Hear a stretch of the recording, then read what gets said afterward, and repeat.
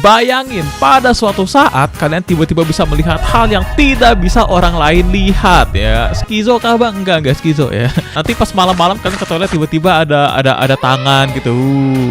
Ya. Serem nggak? Ya enggak lah ya. Siapa yang takut setan di 2025 coba ya? Orang-orang sekarang mah takutnya sama.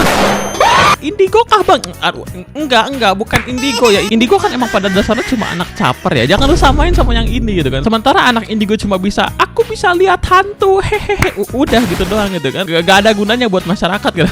Tapi developer game ini seolah-olah ngasih tahu kalau kalian beneran indigo dan bukan bullshit semata ya. Kalian bisa menggunakan kekuatan kalian untuk memecahkan sebuah kasus, sebuah misteri yang sulit dipecahkan jika hanya mengandalkan persepsi manusia. Memperkenalkan clairvoyance, sebuah kemampuan unik yang bisa membuat kita untuk melihat manifestasi dari kejadian yang terjadi di masa lalu. Dan dengan kemampuan ini kita bisa membuka sedikit demi sedikit misteri yang ada di dalam game Urban Myth Dissolution Center. Halo semua, gue Kafein dan selamat datang di Game Review, dimana setelah ratusan tahun segmen ini dikubur dalam-dalam, ratusan kali diprotes orang, mana game review ini nih ya nih. Urban Myth Dissolution Center adalah sebuah game 2D misteri pixel art yang dibuat oleh HK Babunto dan dipublish oleh Shueisha Games. Dimana di game ini kalian akan berperan sebagai investigator yang bernama Azami Fukura yang cukup imut, 10 out of 10. Nah nantinya selama kita menginvestigasi, kita juga bakal ditemani oleh Himiko Toga, tapi yang Himiko Toga at home, serta direktur kita yang gak tau kenapa kelihatan kayak ini, kayak orang PMO. Di game ini kalian akan memecahkan beberapa misteri seperti anomali, kutukan, bahkan sampai ke grup terorisme yang akan menciptakan tragedi bagi umat manusia. Dan setiap misteri yang kita selidiki pasti memiliki kesamaan dengan cerita yang ada di Urban Legend.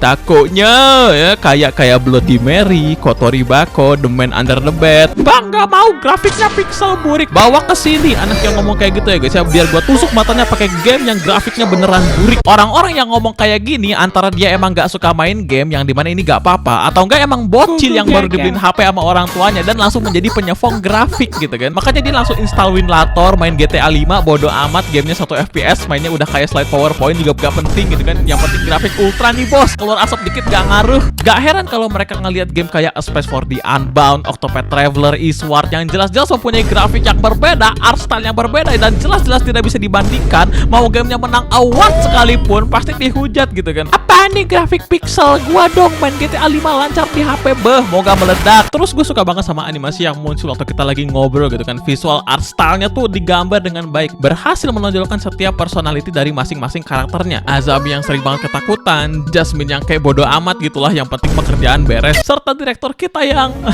karena ability kita itu masih belum sempurna, tentu kita butuh sebuah kacamata khusus untuk memperjelas kemampuan clairvoyance kita ya. Dengan menggunakan kacamata kita bisa melihat dengan jelas apa yang sedang terjadi di masa lalu. Terus gameplaynya gimana bang? Ya kalau kalian main game Ace Attorney, kurang lebih gameplaynya mirip-mirip lah ya. Kita ke TKP, ngumpulin bahan, ngomong sama klien, bla bla bla. Ya cuma bedanya di sini kita bisa gerak-gerak mainin karakternya serta melakukan research di sosmed. Bener-bener realistis. Dimana di sini kita bakal bacain komentar-komentar masyarakat terkait kejadian yang kita selidiki. Cerita dari game ini juga dibagi menjadi 6 chapter, dimana masing-masing chapternya punya playtime kira-kira 2 jam lebih ya kan. Musik dari game ini juga gila ya. Suasana yang ada di tiap scene-nya berhasil diperkuat dari BGM yang ada di game ini. Bahkan di setiap akhir chapter kita diperdengarkan dengan sebuah banger yang satu ini guys.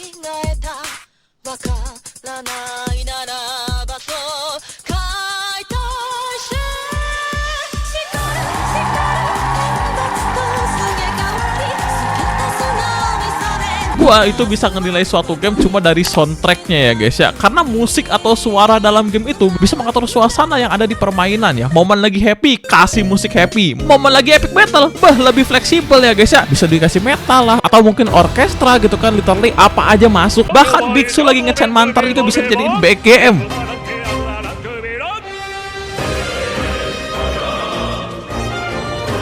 Atau misalkan momen suasana serem ya gak usah kasih musik karena keheningan adalah musik terbaik buat suasana horor anjay. Dan yang terakhir momen lagi sedih ya, kasih aja lagu kayak Nah, dengan musik yang cocok di setiap keadaan itu literally bisa ngatur emosi playernya gitu kan. Atau kalau lu mau contoh yang gampang, lu tinggal main Expedition 33 itu ya. Di situ kerasa banget, gila ya. Salah satu kekurangan yang bisa gua ambil dari game ini mungkin lebih ke story-nya ya. Entah kenapa plot utamanya tuh lebih kerasa kayak side story gitu kan. Karena di tiap chapternya kita terlalu difokuskan dengan misi investigasi yang berbeda-beda. Jadi di setiap ending chapternya bakal muncul cutscene selama 1 menit 2 menitan yang menjelaskan bagian besar dari plot utamanya. Tapi ya semua itu terbayarkan dengan plot twist yang diberikan di akhir game ini. Gila, cok. Menurut gua ini adalah salah satu game dengan plot twist terbaik ya. Jadi waktu lu main tuh kayak ditonjokin sama plot twistnya gitu kan, keren banget, gila. Ya walaupun dengan plot twist sebanyak ini pasti ada plot hole-nya ya. Tapi ya udahlah ya, selama seru ya udah seru gitu kan. Gua males banget mikirin hal-hal kecil kayak gitu. Terus ada bagian-bagian yang menurut gua ayolah terlalu slow aja. Kayak waktu searching di sosmed. Ini sebenarnya poin yang bagus. Cuma mungkin untuk beberapa orang kayak kelamaan aja gitu bang ya. Soalnya di satu chapter bisa ada 3 kali lu nyari-nyari di sosmed kayak begini kan, lama ya. Jadi ya udah, sekian review game Urban Myth Dissolution Center. Kalau kalian suka misteri game dengan horor yang tipis-tipis, gue menyarankan kalian buat nyobain ini game. Seru banget buat gue. Bahkan ada demonya gitu ya. Lu pada bisa cobain gamenya gratis anjir, gak usah bayar. Gue kasih rating 7,5 aja deh ya. Mempertimbangkan ini game fasenya terlalu slow buat gue. Tapi ya udahlah gitu aja. Ciao.